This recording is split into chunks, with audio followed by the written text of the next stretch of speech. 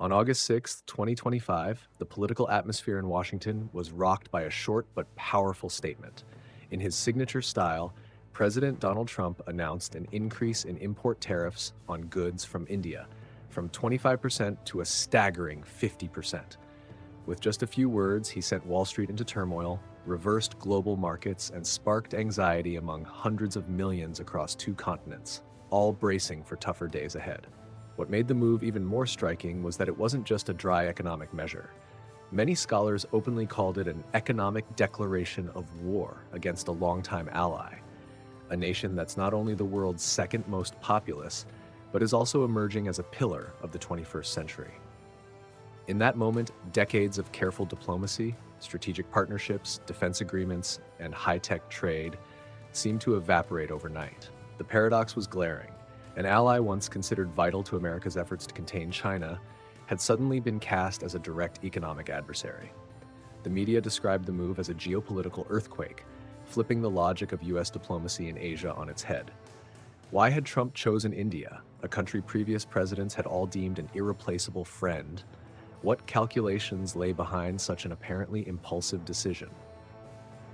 More importantly, what kind of fallout would this bold strike have on an already fragile global order? These questions echoed not just through think tanks in Washington, but also in coffee shops in New Delhi, on the trading floors of London, and in Tokyo and Singapore, places keenly aware that a US-India crisis could reshape the entire geopolitical map. Speculation began to swirl. Was this merely a trade tactic meant to apply pressure, or the opening move in a broader effort to restructure the global order? And if the latter, then what was the real spark behind this brewing storm? The answer, as it turned out, didn't lie in Washington, but in barrels of oil shipped from the port of Novorossiysk, carried by silent tankers crossing the Indian Ocean and docking in Gujarat.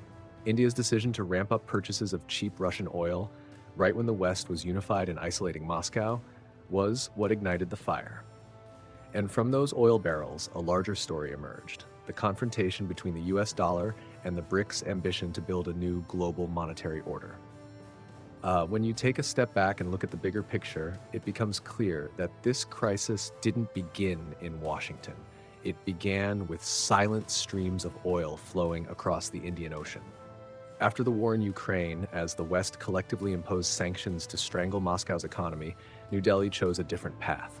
It started buying massive quantities of cheap oil from Russia.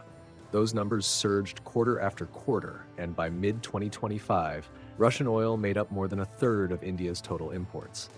This move didn't just help keep domestic fuel prices stable and give a cost advantage to India's booming industries, it also made India the Kremlin's most crucial economic lifeline. In Washington, that was seen as a betrayal. The US had poured its efforts into building a united front to isolate Moscow, and it expected major powers, especially India, to stand on the same side.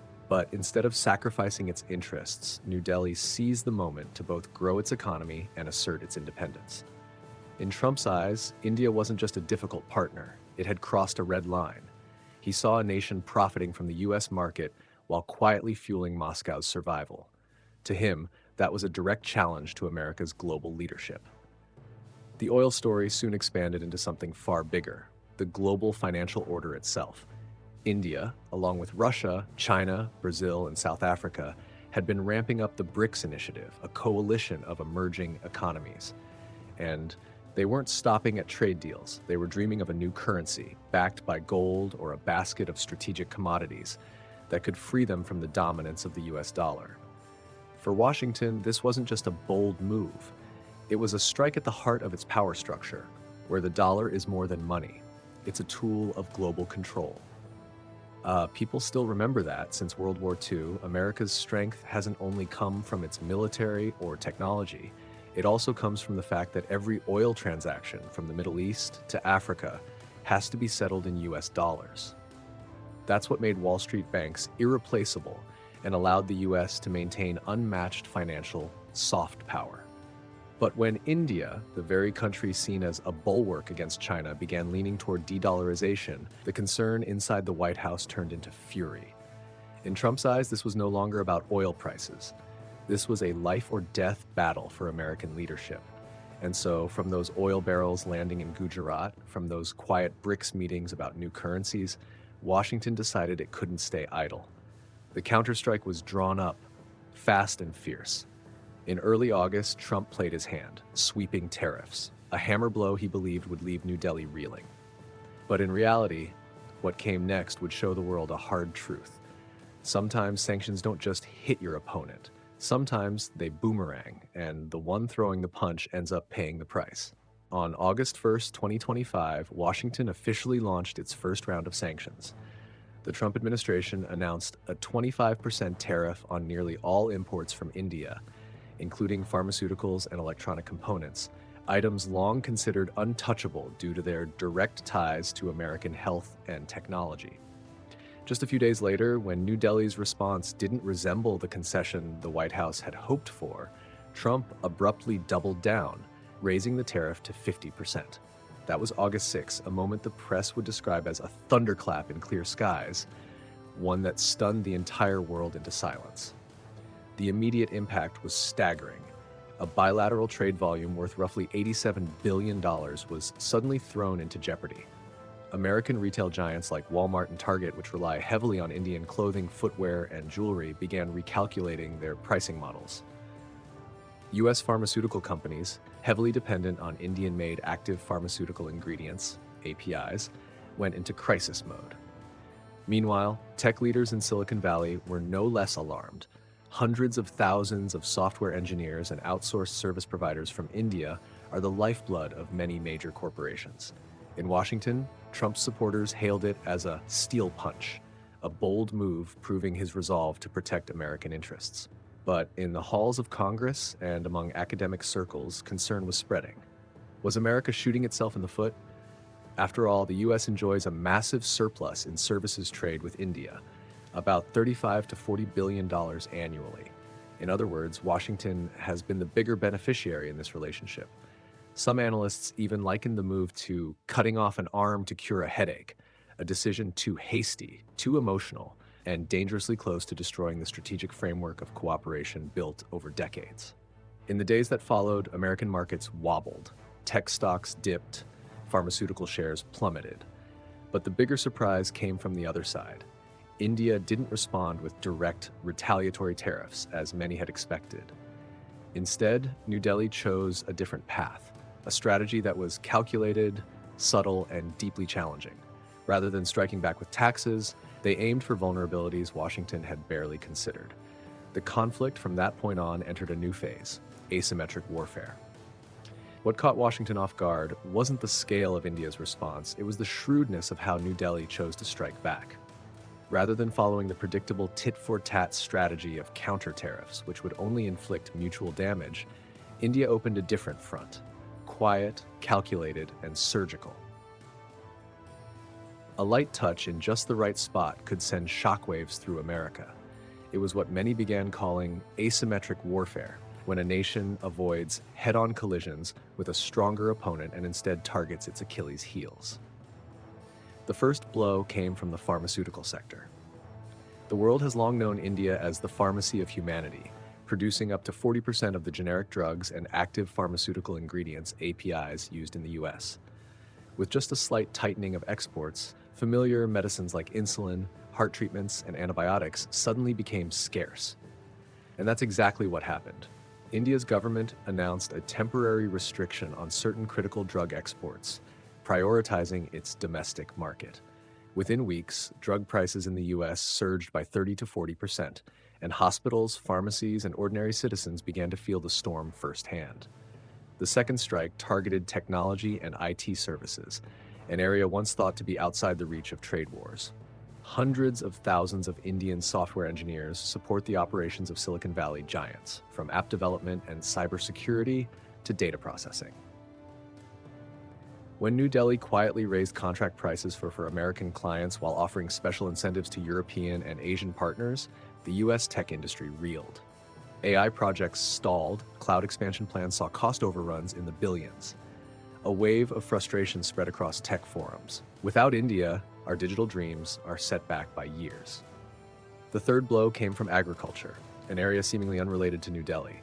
India had long imported significant amounts of American crops like corn, soybeans, and wheat. But within months, those orders were redirected to Brazil, Argentina, and Australia. Millions of tons of U.S. produce were left sitting at ports. Farmers in Iowa, Kansas, and Nebraska, once part of Trump's most loyal voter base, were suddenly staring down the barrel of bankruptcy.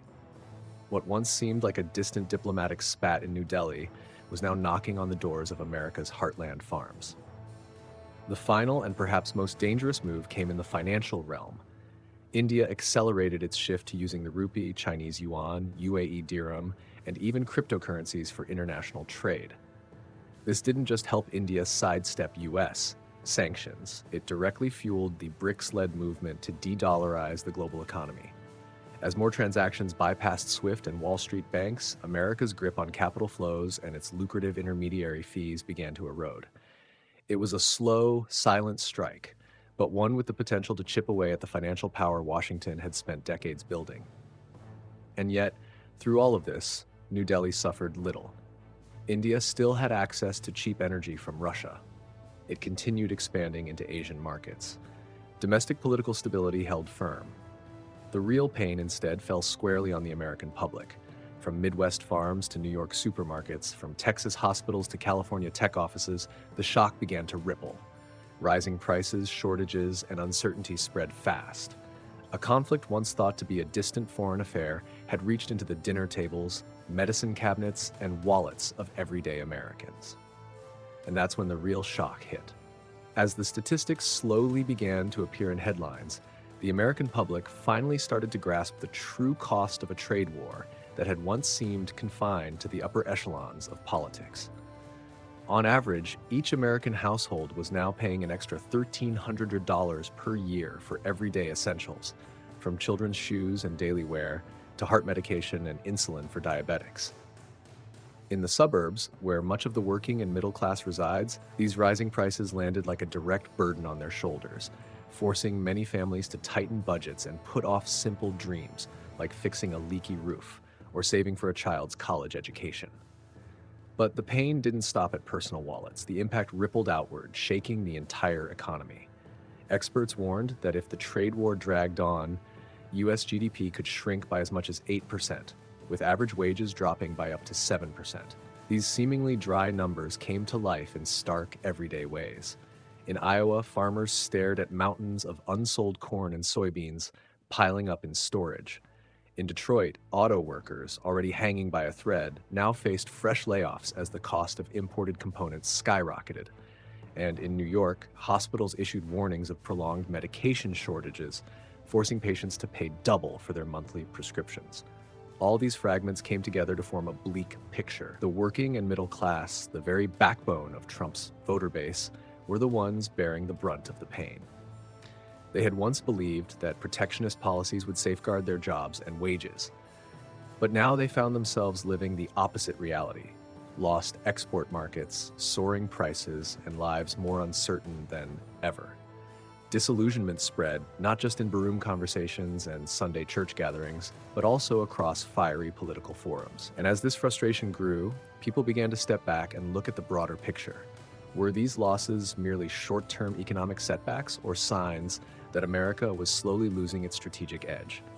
That question rattled more than just political pundits. It opened the door to a sobering new chapter, one marked by deeper concerns. The erosion of U.S. credibility, fraying alliances, and a weakening grip on global leadership, losses that Washington might not be able to repair so easily. Before the tariff storm erupted, U.S.-India trade relations had been a mutually beneficial partnership. Washington enjoyed a massive services surplus, $35 to $40 billion annually, thanks to exports of technology, finance, education, and professional services to New Delhi. This was a stable stream of profit that helped fuel the power of Silicon Valley, Wall Street, and even many of America's top universities. But with a single hasty decision, the U.S. dismantled that foundation, jeopardizing not just an economic ally, but a strategic partner central to its efforts to contain China in Asia. The fracture wasn't just economic, it ran deeper into America's global credibility. From Tokyo to Brussels, from ASEAN to Canberra, allies began to view Washington with a wary eye. If a key strategic partner like India could be punished overnight, who's to say they won't be next? The unintended message Trump sent to the world was this: America is willing to turn its back on anyone if short-term interests demand it. And that may be the most dangerous consequence of all, because trust built over decades can be destroyed by a single misstep. As Washington struggled to contain the fallout of its own making, on the other side of the world, a once fragmented alliance was quietly gaining ground. BRICS, long dismissed as loose and lacking cohesion, was suddenly infused with new energy.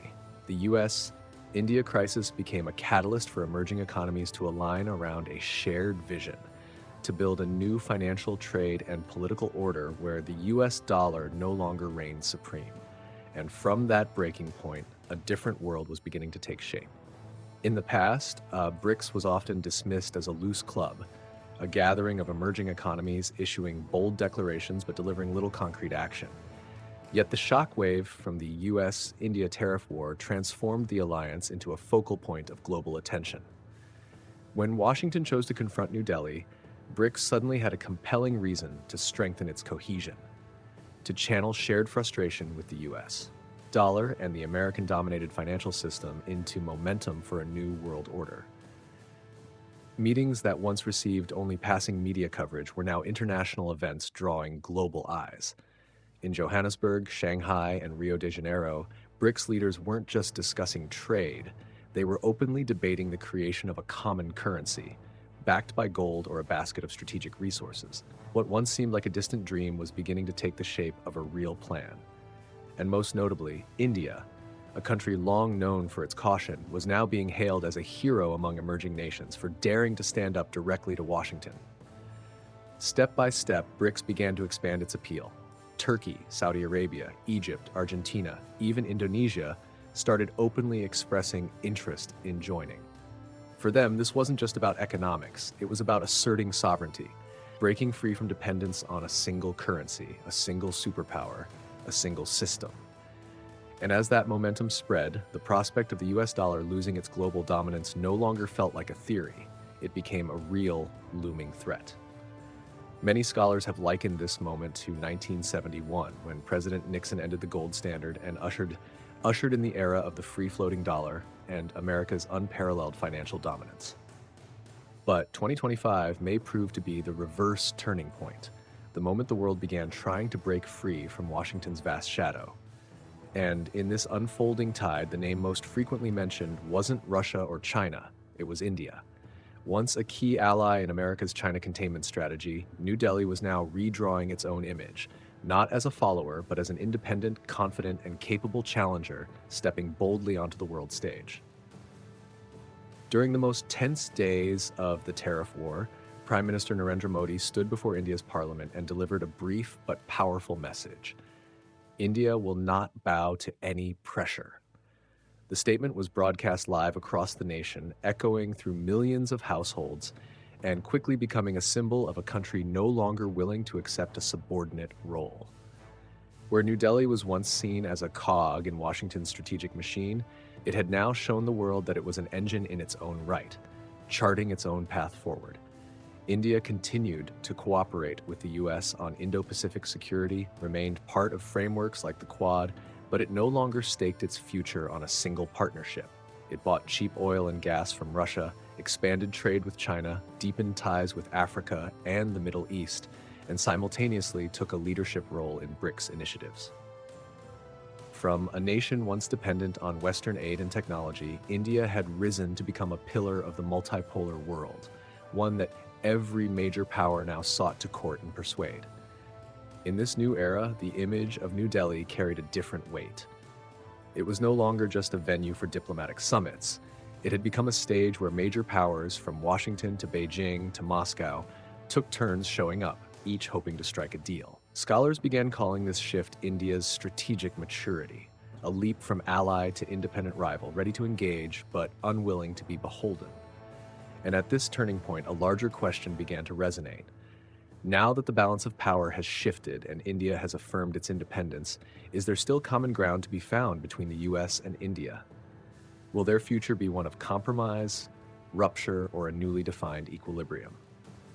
It is this question that now has the entire world watching. After the flurry of retaliatory strikes, the question hanging over the world's diplomatic landscape is no longer just about tariffs. It's about the future of US-India relations. Many observers believe the first possible outcome is a compromise. After all, Washington still needs New Delhi as a natural counterbalance to China, while India, with its ambition to become a global power, can't ignore the technological and financial bridge the US continues to offer. A rollback on tariffs, a fresh handshake, such steps could help both sides steer away from a spiral of all-out confrontation. However, more pessimistic voices are sounding the alarm. They point to the cautionary tale of US-China relations.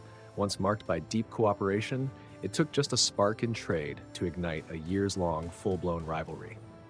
If history repeats itself, the US and India may enter a new era of tension, one where New Delhi drifts further into the BRICS orbit and Washington loses a key pillar in its strategy to contain Beijing in Asia. Such a rift would not be easily repaired, and its ripple effects would stretch from the Indian Ocean to the Pacific.